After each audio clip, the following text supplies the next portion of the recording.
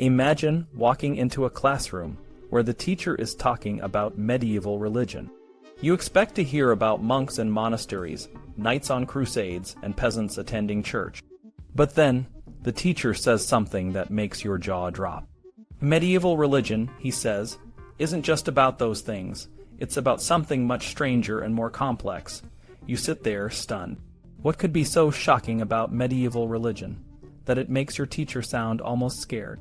As you start to listen more closely, you realize that the history of medieval religion is full of dark and bizarre stories that are often overlooked. For centuries, people have thought of medieval religion as something very different from modern religion. They see it as a time of superstition, inquisitions, and heresy. But what if that's not the whole story? What if the religious practices and beliefs of the Middle Ages are more similar to our own than we think? In the early 1900s, a historian named Henry Charles Lee wrote a book about the Inquisition. He described it as a terrifying and alien institution, something that belonged to a distant and different world. But Lee didn't fully understand how close some of those practices were to the religious experiences of his own time. He didn't realize that even in America, a country often seen as free from the dark history of religious persecution, there were and still are deeply ingrained religious practices that can be just as strange and intense. Think about the Puritans in early America. They believed in a God who could be both terrifying and loving. They saw the world as a battleground between good and evil, and they were deeply afraid of sin and temptation.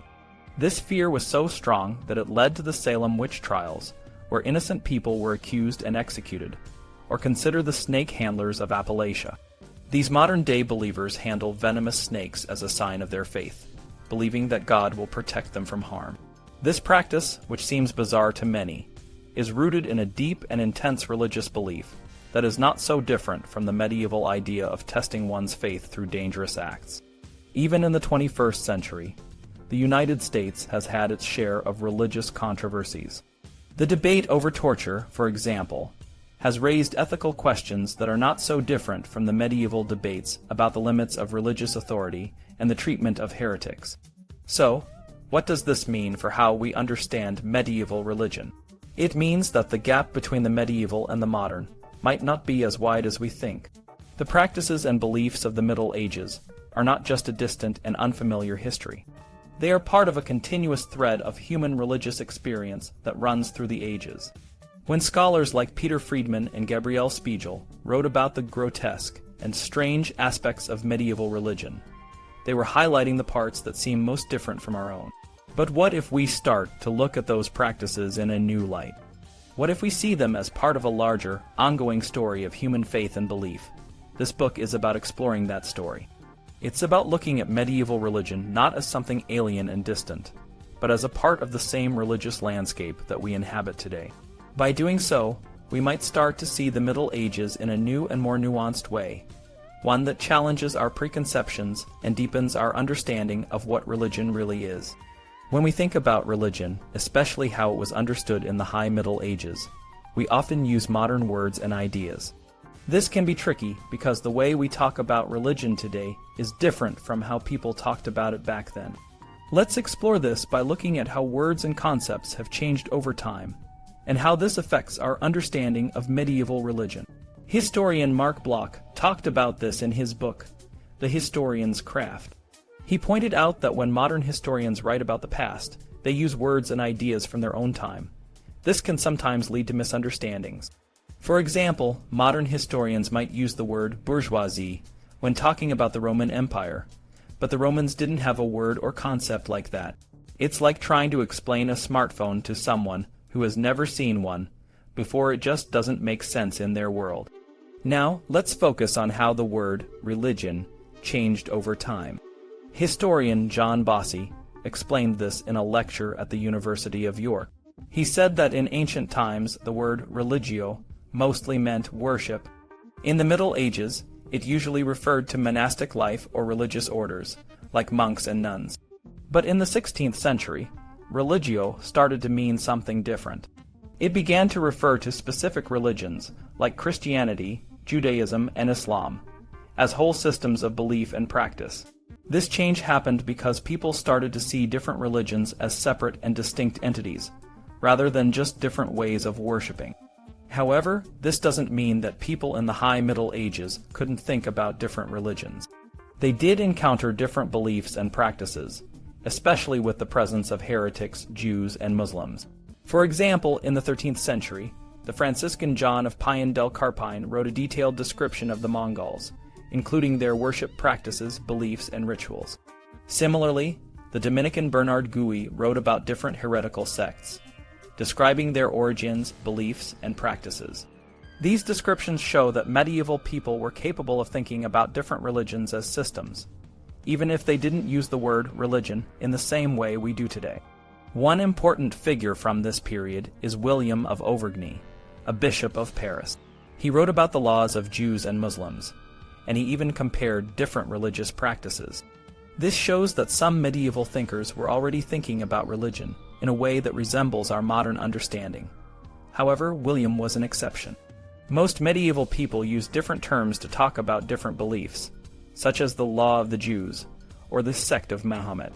When we read modern books about medieval religion, we often see terms like Islam and Judaism used in a way that might not reflect how medieval people thought. For example, R.W. Southern's book, Western Views of Islam, talks about the century of reason and hope and the moment of vision, which are modern ideas about how Christians viewed Islam. Similarly, Dominique Ayogna-Pratt's book, Order and Exclusion, uses modern terms like heresy, Judaism, and Islam to describe medieval religious conflicts. These modern terms can color our understanding of the past, making it seem more like our own time. Now, let's look at how the idea of the laity has changed. In the 1950s and 1960s, there was a lot of interest in the role of the laity in Christianity. The World Council of Churches set up a department for the laity, and the Second Vatican Council issued a decree about the apostolic activity of the laity. Historians started to write about the history of the laity, and there was a push to give laypeople more roles in the church. In the High Middle Ages, the laity were the ordinary people who weren't clergy. They didn't have the same roles or responsibilities as priests and monks. However, they still played important roles in religious life, such as attending church, participating in rituals, and supporting the clergy. Medieval writers like Alan of Lille talked about the faith of the laity, but they didn't use modern terms like popular religion or the religion of the laity. In the 1980s and beyond, historians started to look at the laity in a different way, focusing on their everyday religious practices and beliefs. This approach helps us understand how ordinary people experienced religion in the Middle Ages, rather than just how the clergy or the church hierarchy thought about it.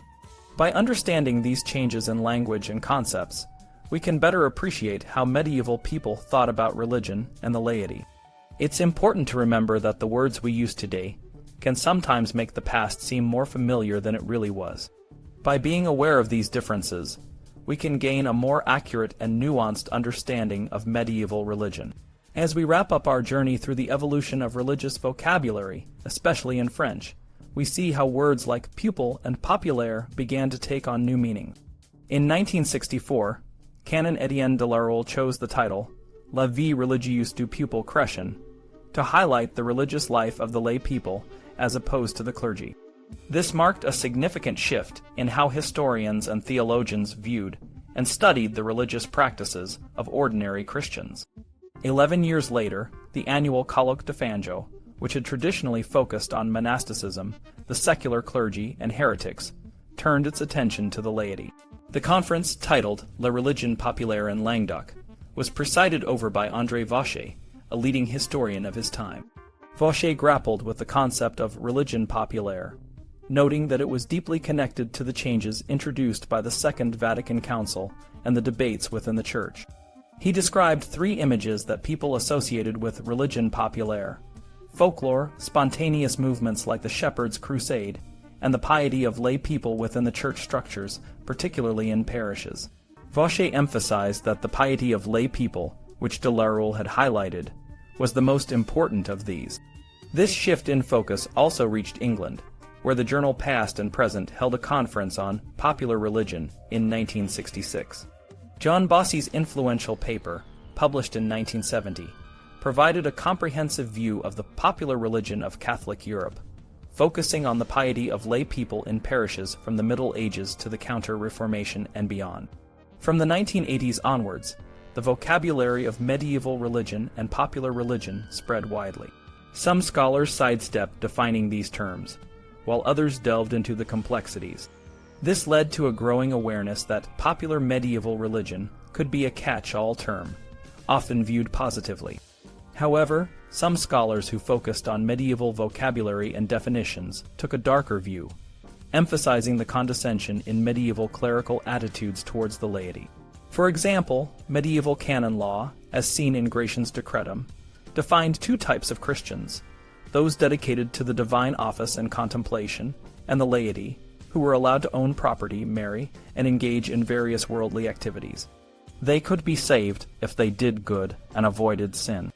Humbert of Romans, in his treatise on the instruction of preachers, further emphasized the distinction between the clergy and the laity, suggesting that lay people should not question the faith but should adhere to what they were taught by the clergy. This reinforced the idea of implicit faith among the laity, a concept that was deeply embedded in medieval theology. The modern study of heresy and its repression also reflects this evolution. Arno Borst's work, Die Katharer, was a groundbreaking study of the vocabulary used by heretics and the Church. Over the centuries, heretics have been viewed in various ways: as witnesses to truth by Protestants, as proto-revolutionaries by angels, and as articulators of the ideology of the plebs by historians in the German Democratic Republic. R.I. Moore's The Formation of a Persecuting Society and The War on Heresy shifted the focus from individual heretics to the broader societal structures that persecuted them. This approach has influenced modern historians to see heresy in socio-political terms, often as a form of local expression or resistance. The execution of heretics by burning is a grim reminder of the intensity of these conflicts. Medieval theologians and modern historians have grappled with why people chose to face such a terrible fate. While medieval accounts often emphasize the heretics' devotion to their faith, modern interpretations see them as defenders of community values. In the end, the historian's craft is a sacred and thoughtful endeavor. Mark Bloch's The Historian's Craft reminds us to reflect on the relationship between medieval and modern religious vocabulary. It encourages us to mind the gap between the past and the present, to question and to think deeply about the words we use and their meaning. This journey through the evolution of religious vocabulary is not just a historical account. It is a call to be mindful of the power of language and the ways in which it shapes our understanding of the past.